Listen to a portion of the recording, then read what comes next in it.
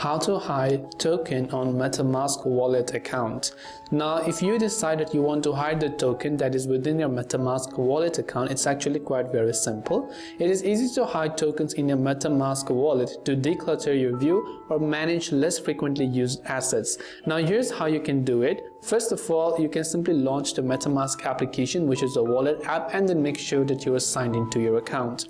Then after you are signed into your account, what you want to do is simply find the token. So you can scroll through the tokens tab right from the home page, as you can see, and you'll be able to see a list of tokens. What you can do is, if you have already imported that token, when you long press on it in that particular token, you will find the option to go ahead and then hide that particular token. If you haven't yet imported the token, then what you can also do is you can simply come back and tap on the import option to import it, and this way it is going to actually hide the token. Now remember that we are talking about hiding and not removing, because removing means you have been removing the token itself and you have to re-import it again. But if you only hide it, the token exists but you've hidden it from the main feed.